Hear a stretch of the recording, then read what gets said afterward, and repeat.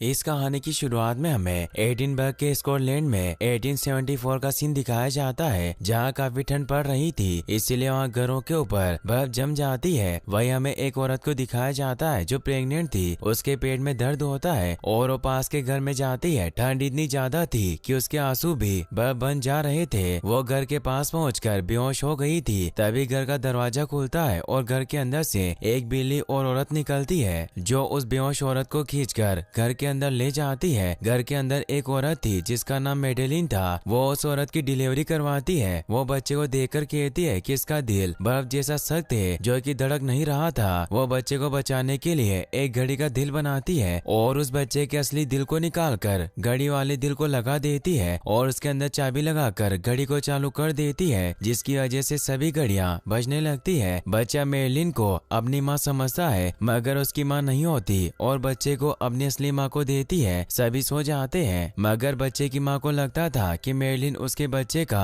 अच्छे से ध्यान रखेगी, इसीलिए उसे रात में वहीं छोड़कर चली जाती है। ये बात मेडेलिन को भी पता होती है, मगर उसे जाने से नहीं रोकती, क्योंकि वो भी बच्चे को अपने पास रखना चाहती थी। अब कुछ साल बाद बच्चा बड़ा हो गया था और उसका नाम जेक था। जेक सुबह उठता है और अपने घड़ी वाली दिल में चाबी लगाकर मेडेलिन के पास आता है और ने कहता कि आज मेरा जन्मदिन है, हमें कहीं घूमने चलना चाहिए। मेडेलिन उसे मना करती हुई कहती है कि मैं आर्थर की रीड सही कर रही हूँ और मुझे आना और लूना के साथ कहीं जाना है और मैं बाद में तुम्हारे साथ चलूंगी, और उसे आर्थर के पास छोड़कर चली जाती है। आर्थर एक अजीब इंसान था जिसकी रीढ़ की हड्डी एक म्यूजिक सिस्टम की बनी थी, जिसे छूने से म्यूजिक निकलता है। जेक 10 साल का हो गया था, मगर वो कभी घर से बाहर नहीं निकला था, जिसकी वजह से वो काफी ज्यादा उदास होता है। आर्थर उससे बातें करने लगता है और उसे एक अंडा बताता है और कहता है कि मेरी बीवी आमलेट काफी अच्छा बनाती है, इसलिए मैं इसे हमेशा साथ रखता हूँ। और आर्थर उसे एक अंडा देता है जिसके ऊपर स्माइल बना हुआ था। मेडेलिन जेक के पास आती है और उसे बताती है कि तुम्हें जीने के लिए नियमों को बनाना होगा, और जेक को 3 नियम बताती है, जिसमें उसे कभी दिल की यादों को नहीं छूना, दूसरा कभी गुस्सा नहीं करना, और तीसरा नियम उसे कभी प्यार नहीं करना है, और अगर उसने ऐसा किया तो उसका दिल ये झेल नहीं पाएगा और तुम मर जाओगे, इसीलिए मैं तुम्हें कभी शहर में नहीं ले जाती। जेक कहता है कि मैं कभी प्यार में नहीं पड़ूंगा, क्योंकि मैं उसके बारे में कुछ नहीं जानता, और वो मेडेलिन के साथ बाजार में घूमने जाता है। जेक किसी भी लड़की को देखता तो मेडेलिन उसकी हार्ट बीट चेक करती है, क्योंकि उसे डर होता है कि वो कहीं किसी लड़की से प्यार न कर बैठे। जेक को एक बैरल ओरेगन की आवाज आती है जो उससे काफी अच्छी लगती है। मेडेलिन कहती है कि इसमें काफी भावनाएं हैं, इसीलिए तुम्हें उससे दूर रहना होगा। मेडेलिन एक आदमी से बात करने लगती है, तभी जेक वहाँ से कहीं और चला जाता है। वहीं जेक मिस बबुल नाम की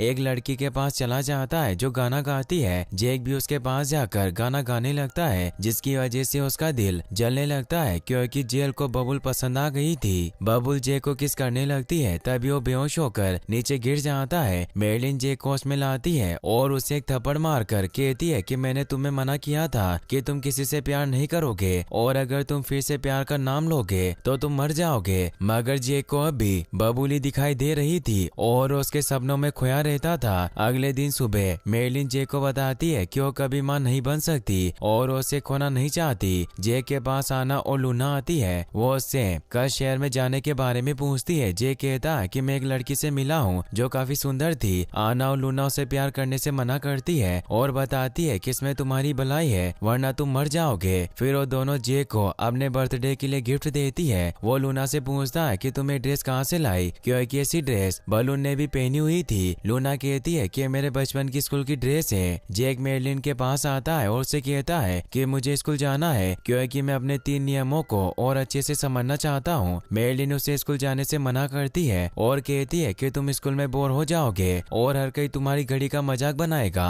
जेक कहता है कि तुम्हारे पास मेरे लिए समय नहीं है और मैं हमेशा अकेला हूँ। मेडेलिन को पता था कि वो बबुल के लिए स्कूल जाना चाहता है, मगर वो फिर भी उसे स्कूल भेज देती है। जेक इस बात से काफी खुश होता है और कहता है कि मेरा अब तक का सबसे अच्छा जन्मदिन है। वहीं जेक स्कूल में सभी बच्चों से जाकर बबुल के बारे में पूछने लगता है। रोको नाम का एक सीनियर लड़का जेक के पास जाता है और उसे पूछता है कि तुम क्या ढूंढ रहे हो। जेक कहता है कि मैं एक छोटी सिंगर को ढूंढ रहा हूँ जिससे कम दिखाई दे रहा था, इसीलिए मैं उसे एक चश्मा देने आया हूँ। रोको कहता है कि उसका नाम मिस बबुल है और उसे मेरे सिवा कोई भी नाम लेकर नहीं बुलाता और तुम भी उसे भूल जाओ। रोको कहता है कि वो विदेश चली गई है है। ये बात सुनकर जेक के दिल से आवाज आती है। रोको उसके दिल की आवाज सुनता है और उसकी शर्ट को खोलकर उसके दिल को देख लेता है और उसे धमकी देता है कि अगर उसने बबुल से प्यार किया तो उसके दिल को तोड़ देगा। जेक जब घर आता है, मेरलिन उससे उसके स्कूल के बारे में पूछती है, मगर उसे कोई जवाब नहीं देता और उसके कमरे में चला जाता है। वहीं रोज स्कूल में रोको और बाकी के बच्चे जेक के दिल का मजाक बनाते हैं और उसे काफी तकलीफ देते हैं। ऐसे ही कई साल बीत जाते हैं और जेक के कई बर्थडे निकल जाते हैं, मगर जेक अब उदास रहने लगा था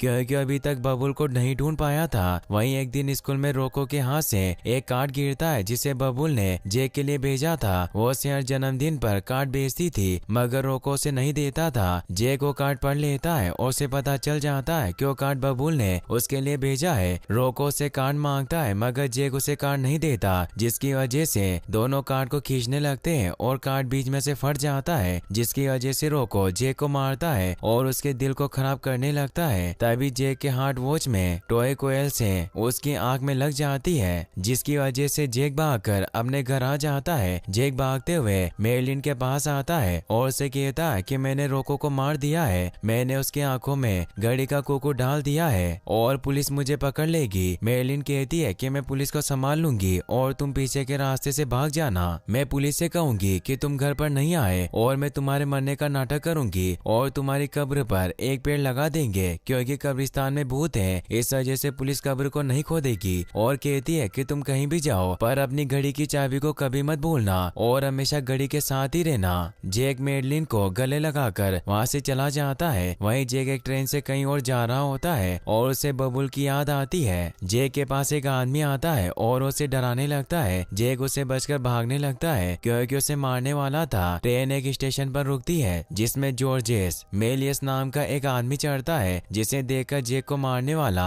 आदमी वहाँ से भाग जाता है। जॉर्ज एक जादूगर था जो अपने कैमरे की मदद से फेमस होना चाहता था। वो जेक की घड़ी देखता है। जेक कहता है कि मुझे एक घड़ी ठीक करने वाले के पास जाना होगा। जॉर्ज कहता है कि मैं घड़ी ठीक नहीं करता, मगर मैं तुम्हारे काफी काम आ सकता हूँ। पेरिस में मेरी एक वर्कशॉप है, तुम वहाँ रुक सकते हो। जेक जॉर्ज के साथ पेरिस आ जाता है और उसकी घड़ी को ठीक करने लगता है। जेक उसे बबुल के बारे में बताता है और कहता है कि एक सिंगर है और वो अभी ग्रेनेडा में है। जॉर्ज कहता है कि वह मोराजन के लिए कुछ नहीं है और वो एक सिंगर है, इसलिए वहाँ नहीं होगी। और जॉर्ज से कहता है कि मैं अपने कैमरे की मदद से तुम्हारे दिल के ऊपर एक फिल्म बना सकता हूँ। जॉर्ज एक बॉक्स को खोलता है, जिसकी वजह से वहाँ एक बड़ा सा स्टेज बन जाता है और जेक को अपनी लव स्टोरी बताता है। लेकिन जॉर्ज को अपने साथ अंडालूसिया चलने को कहता है। जॉर्ज भी उसके साथ जाने को तैयार हो जाता है और दोनों अंडालूसिया के एक सर्कस में जाते हैं, जहाँ जेक को पता चलता है कि सर्कस में मिस बबुल का शो होने वाला है। तभी जेक से एक औरत पूछती है कि क्या तुम काम करना चाहते हो। जेक कहता है कि मुझे सोचना होगा और वहाँ से चला जाता है। वहीं जॉर्ज जेक से कहते हैं कि तुम्हें बबुल के सामने अपने आप को ऐसे पेश करना है जैसे तुम नॉर्मल हो, ऐसा करके तुम उसे पा सकते हो और तुम उसे नहीं भूल सकते क्योंकि तुम्हारे दिल और दिमाग में बसी हुई है। वहीं बबुल स्टेज पर गाना गाने लगती है, जिसे देख जॉर्ज का दिल धड़कने लगता है। जेक उसे रोकने की कोशिश करता है, मगर वो उसे देखकर उसी के बारे में सोचने लगता है। शो खत्म होने के बाद जेक बबुल से मिलने उसके कमरे में जाता है, जहाँ उसे मेरलिन की बात याद आती है जिसमें उसने उसे प्यार करने से मना किया था।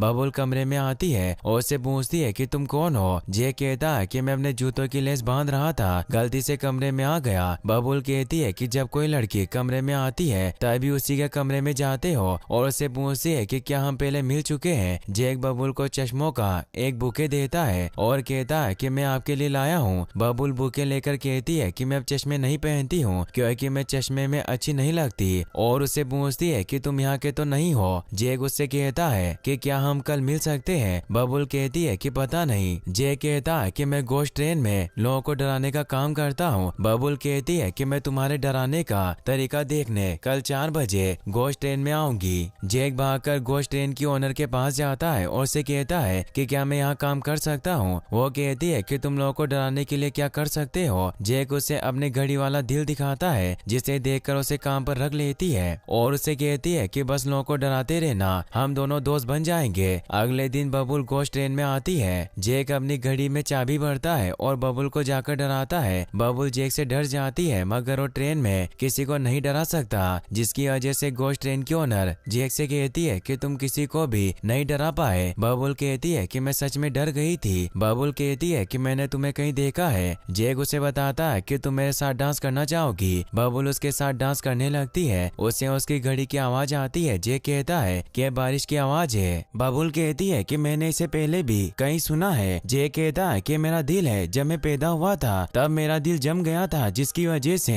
इसे मेरे लिए स्पेशल बनाया गया। बबुल उसे कहती है कि तुम अपना दिल हर लड़की को बताते हो। जैक कहता है कि ऐसा नहीं है, तुम पहली लड़की हो। और वो बबुल को किस करने की कोशिश करता है, मगर उसे ऐसा करने से मना कर देती है और कहती है कि मैं किसी और से प्यार करती हूँ। मैंने तुम्हें देखा तो मुझे उसकी याद आ गई, इसीलिए मैं तुम्हारे साथ रोमांटिक नहीं हो सकती। और वहाँ से चली जाती है। वहीं जैक उदास होकर जॉर्ज के पास आता है। जॉर्ज पूछता है कि उसने तुम्हें क्या कहा। जैक बताता है कि वो किसी और से प्यार करती है। मैंने उसके लिए आधे यूरोप की यात्रा की, मगर कुछ नहीं मिला। जॉर्ज कहता है कि तुमने उसे अपने बारे में नहीं बताया। जैक कहता है कि मैंने उसे अपने बारे में कुछ नहीं बताया क्योंकि वो किसी और से प्यार करती है और मैं उसे परेशान नहीं कर सकता हूँ। उसने मेरे दिल पर विश्वास नहीं किया, उसे मजाक लगा। जॉर्ज कहता है कि तुमने उससे पूछा कि वो किससे प्यार करती है। जैक बबुल के पास जाकर उससे उस लड़के का नाम पूछता है जिसे वो प्यार करती है। बबुल कहती है कि मैं उसे एडिनबर्ग में मिली थी और मैं उसे देखकर कुछ भी समझ नहीं पाई। तभी जैक की घड़ी आवाज करती है और उसमें से एक नट निकलता है, जिसे देखकर बबुल कहती है कि तुम्हें अपनी घड़ी को खोलकर रखना होगा। जैक कहता है कि खिलौना नहीं है, मेरा दिल है। बबुल जैक से कहती है कि हम दोस्त बन सकते हैं और वो दोनों जॉर्ज के जादू के शो को देखने जाते हैं। जॉर्ज कहता है कि आज रात सिनेमैटिक फोटोग्राफी से बनी पहली फिल्म देखेंगे जिसे पहली बार मैंने लिखा, और ये मूवी जैक की है जिसका दिल एक घड़ी है जिसे देखकर मैंने उसे रिपेयर करके और मजबूत बनाया है। और सभी को जैक की मूवी दिखाता है जिसे देखकर जैक को लगता है कि बबुल रोको से प्यार करती है और उससे कहता है कि वो बिल्कुल ठीक नहीं है, उसने मुझे काफी परेशान किया है, वो एक शैतान है। बबुल कहती है कि वो मेरी उम्र का है और मैं उससे एक बार मिली हूँ और मुझे पता है कि एक अच्छा इंसान है, मगर मैंने उसे बिना चश्मे के देखा था, जिसकी वजह से मैं उसे अब भी नहीं पहचान सकती हूँ। जैक का दिल धड़कने लगता है और वो बबुल से पूछता है कि तुम कहाँ मिले थे। बबुल कहती है कि मैं उसे एडिनबर्ग में मिली थी, मैं गाना गा रही थी और वो भी मेरे साथ आकर गाना गाने लगा। उसने मेरा चश्मा तोड़ दिया था, मैंने अपने आप को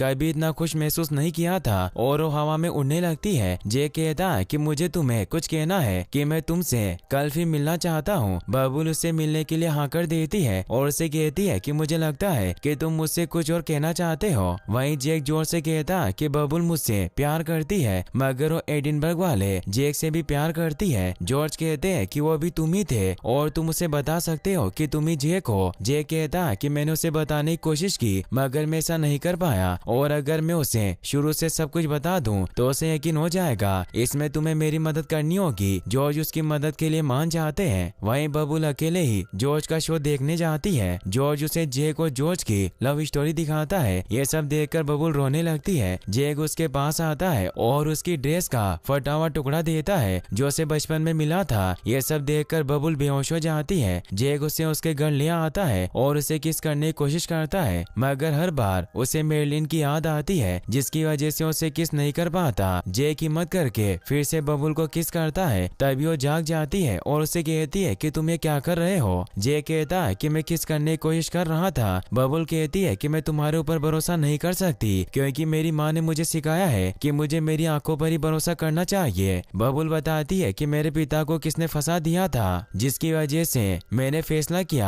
कि मैं घर छोड़ दूंगी। हम स्कॉटलैंड में चुपके से चले गए। एक पड़ोसी ने हमें घर दिलाया और दूसरे दिन पुलिस वाले आकर मेरी माँ को पकड़कर ले गए और मैं बर्फ में गिर गई और जमने लगी, जिसके बाद मैं शायद ही कोई एक चीज देख सकती हूँ। जैक उसे अपनी चाबी देता है और कहता है कि तुम जो चाहे वो मेरे साथ कर सकती हो। बबुल उसके दिल के साथ खेलने लगती है। तभी बबुल को एक औरत बुला लेती है। बबुल उसे चाबी देने लगती है, मगर जैक नहीं लेता और उसे कहता है कि हम भाग जाते हैं। बबुल कहती है कि हम कहाँ जाएंगे। जैक कहता है कि मुझे पता नहीं, बस तुम हाँ करो। बबुल उसे हाँ करती है और अपने शो में गाना गाने लगती है। जैक जोर से कहता है कि बबुल मुझसे प्यार करती है और हम पहाड़ी पर भाग जाएंगे। बबुल अपने कपड़े पैक करती है। तभी उसके पास रोको आता है, जिसे देखकर उससे पूछती है कि तुम यहाँ क्या कर रहे हो। रोको कहता है कि मैं तुमसे मिलना चाहता था, मगर तुम पैकिंग क्यों कर रही हो। बबुल कहती है कि मैं जिस लड़के से प्यार करती थी मैं उसके साथ साथ जा रही हूँ। जे कहता है कि मैं अपने बचपन के दोस्त से मिलने जा रहा हूँ और तुम्हें तो पता होगा कि उसका दिल घड़ी का बना हुआ है, जिसकी घड़ी की वजह से मेरी आंख फूट गई और अब मुझे घड़ी की आवाज से भी नफरत है। और बबुल को उसके जीने के 3 नियम के बारे में बताता है। जेक बबुल के पास आता है। बबुल कहती है कि जेक ने मुझे तुम्हारे 3 नियम और रोको की आंख के बारे में बताया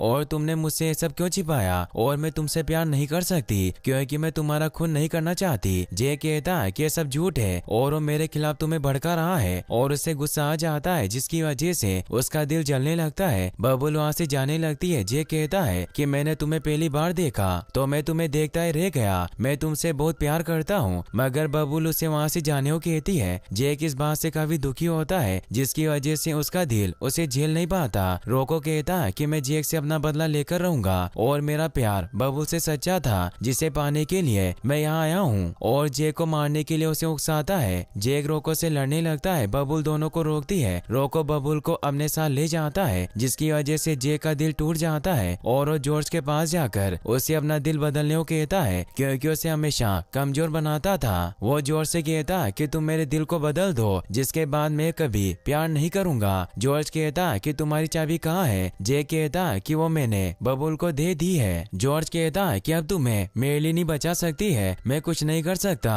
और वो जॉर्ज को ट्रेन में बिठाकर उसके साथ जाने लगता है। जेक कहता है कि तुम यहीं रहो, मैं अकेले ही चला जाऊंगा। जेक अकेला ट्रेन से मेरलिन के पास जाने लगता है। वहीं बबुल रोको से कहती है कि जेक को अब अपने परिवार के पास चला जाना चाहिए। रोको कहता है कि उसे घर नहीं जाना चाहिए क्योंकि उसके भागने के बाद पुलिस मेरलिन को पकड़कर ले गई और कुछ महीनों बाद उसकी डेथ हो गई, और उसे पेपर में उसके मरने की खबर दिखाता है और कहता है कि वो जेक के भाग जाने की वजह से मर गई। बबुल देखती है कि जेक की चाबी उसके पास है, इसीलिए उसे फिर से देने जाती है। रोको से रोकने की कोशिश करता है मगर वो नहीं रुकती। बबुल जॉर्ज के पास जाकर जेक के बारे में पूछती और बताती है कि जेक की चाबी उसके पास है और मेरलिन भी मर चुकी है। जॉर्ज कहता है कि तुम्हें उसके पीछे जाना चाहिए और उसे एक डायरी देता है जिसमें उसने जेक के बारे में लिखा था। वहीं जेक का दिल धीरे धीरे टूटने लगा था। बबुल भी भागकर जेक के पास आती है मगर तब तक ट्रेन जा चुकी थी, इसीलिए वो दूसरी ट्रेन से जेक के पास जाने लगती है और जॉर्ज की दी हुई किताब पढ़ने लगती है जिसमें उसने जेक और बबुल की प्रेम कहानी लिखी थी। जेक जब एडिनबर्ग पहुंचता है तो बेहोश हो जाता है। आना और लूना मिलकर जेक को ठीक करती है, जहाँ वो देखता है कि अब आर्थर की रीढ़ की हड्डी काम नहीं करती, जिसकी वजह से वो चल और बोल नहीं सकता। जेक मेरलिन के बारे में पूछता है तो लूना और आना बताती है कि जब हम तुम्हें ट्रेन में छोड़कर आए तब मेरलिन यहाँ नहीं थी और हमने उसे ढूंढा तो वो मुझे जेल में मिली। जेक पूछता है कि वो अब कहाँ है। लूना कहती है कि वो मर गई है। यह सुनकर जेक रोने लगता है। आर्थर कहता है कि वो तुम्हें हमेशा नाजुक समझती थी और वो डरती थी कि तुम उससे दूर चले जाओगे। जेक मेरलिन की कब्र के पास आता है और काफी उदास होता है। जेक के ऊपर बर्फ जमने लगती है और वो नीचे गिर जाता है। वहीं बबुल भी आ जाती है और वो जेक को